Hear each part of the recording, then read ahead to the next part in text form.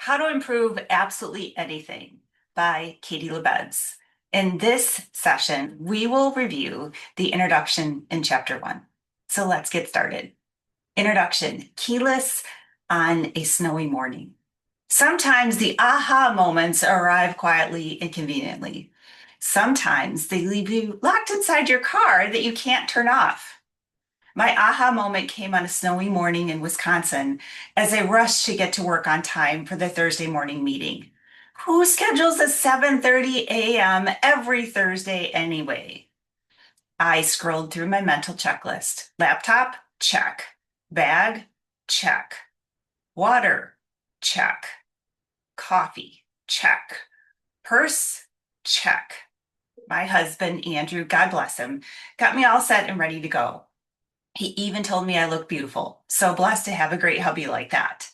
I held my leather jacket open behind me and I slid my arms in the sleeve, and he tenderly lifted my blonde hair so it wouldn't get caught in the back of my coat. I tightened the belt on the jacket, hoping it would give me some resemblance of a waist, and I gave Andrew a hug and kiss and said, I love you more. The truck was already unlocked and warmed up.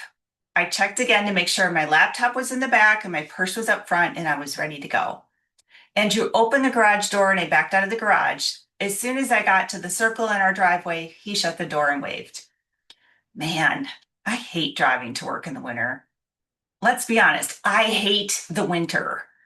I listened to country music on the radio, sipping my coffee that was no longer blast furnace hot. The heated steering wheel felt nice and warm, and so did my butt in the heated seats. You do whatever necessary that you need to do to survive bone-chilling winters in Wisconsin. Careful, I reminded myself as I came up to the corner and turned on Larson. This road is so slippery. I don't want to end up in the ditch like that big truck the other day. I checked my time as I waited at the light that always turns red when it sees me coming. Still doing okay, right on schedule, waiting for the light to change. I felt a sinking feeling in my stomach as I got closer. Just regular work nerves or something else. Did I see the keys for the truck on my purse? I was driving my new truck, the first one we've had that doesn't need an ignition key. Cool but weird. I haven't gotten used to it. I pulled into the parking deck and groaned, oh, somebody took my spot. I parked next to them with no time to walk from the upper deck today. The creeping feeling was back. Something was unnerving me. I shifted into park and tried to shut off the truck. Ding, ding, ding. That low, mellow sound when the truck tells me something. I noticed there was a light on the dash. No key fob found. What? No key fob? How did I drive all the way to work without it? Why did it even let me shift into drive? Ugh, bad process. Now what? I needed to call Andrew, and he wasn't going to be super happy about this. I needed to text Jamie to say, I'm going to be late for the meeting because I'm sitting in the parking lot and they have to start without me. I speed dialed Andrew and explained my situation. Andrew, I drove my truck all the way to work without the car keys, and now I can't turn off the truck. He asked the million-dollar question. How did you do that? And then his solution. Can you drive back home? Andrew, it's Thursday and you know I have to run the meeting at 7:30. No, I can't drive back home. Can't you leave it running while you're in the meeting? In the parking deck?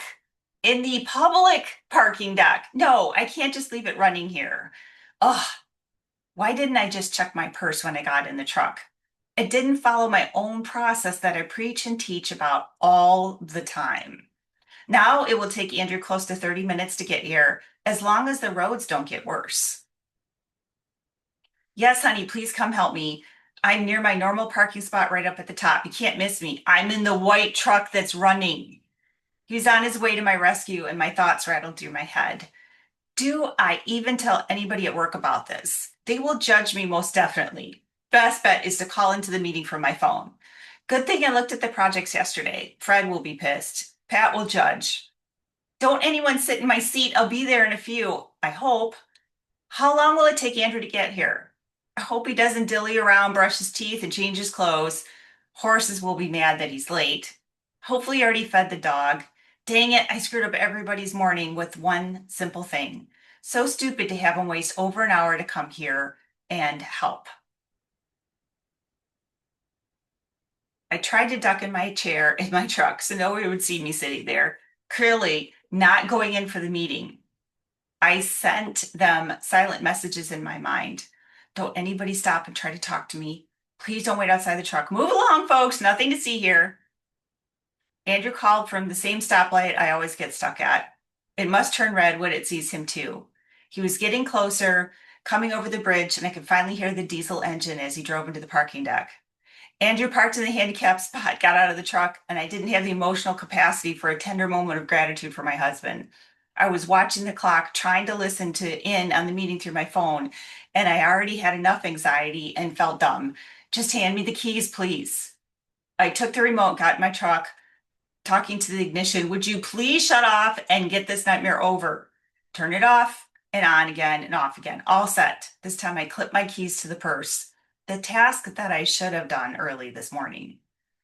I grabbed my purse and my bag, ready to run to the office. And of course, after sitting there so long and finishing my coffee, I had to pee. I hurried through the cold, barged into the building through the employee entrance.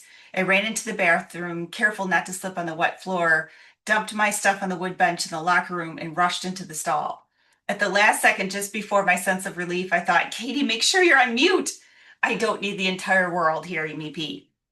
How do you balance your phone while you're peeing, anyways? We need a process for that. I washed up, grabbed my things, dashed into the elevator.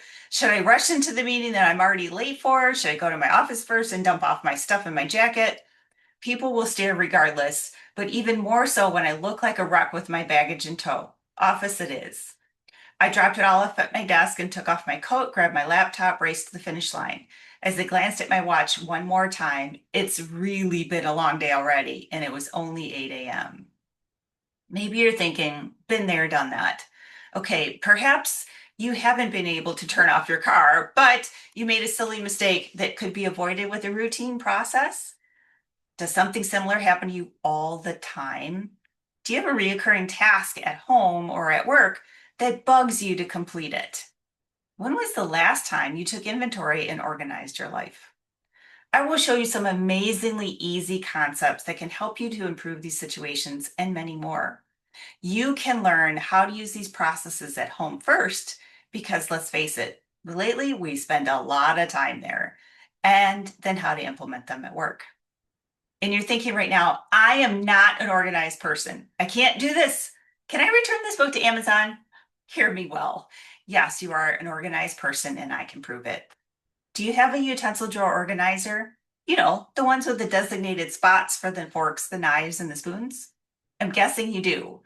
Unless use chopsticks, because even store-bought plasticware is divided up in the box. Here's a guarantee. If you can use that utensil drawer organizer every day of your life through childhood and all the way to adulthood, then you have proof that you can learn, process, stay organized, and improve anything in your life. Before we get too far ahead of ourselves, let's talk about continuous improvement, the basis and foundation for this book. What is continuous improvement? Continuous improvement is a circle with no end, the constant cycle of making things better. Continuous improvement makes the world go round, and we can watch it in its evolution and our progress from rotary dial phones to cordless phones to bag cell phones, and now our super smart smartphones. Continuous improvement means always striving to make things better for ourselves, our families, our employees, and our customers. And when we make this one thing better, we look for something else to improve. There's always a process that can be tweaked, tightened, and improved for greater success and efficiency. The ideas in this book are based on the concepts of continuous improvement and lean ideas, and they can help to eliminate a lot of your oh shit moments. I'm here to tell you that I'm doing them too. I really do practice what I preach, even though life sometimes gets in the way and I find a process of my own that needs a complete overhaul. Hello, car keys. Everyone. Yes, everyone in every role, in every house, every company, and every industry in the world can benefit from applying these concepts. This book is going to save you time and money. No magic potion required, I promise. Ready to learn more and improve your life?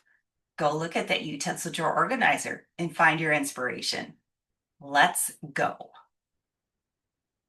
This ends the introduction portion of how to improve absolutely anything.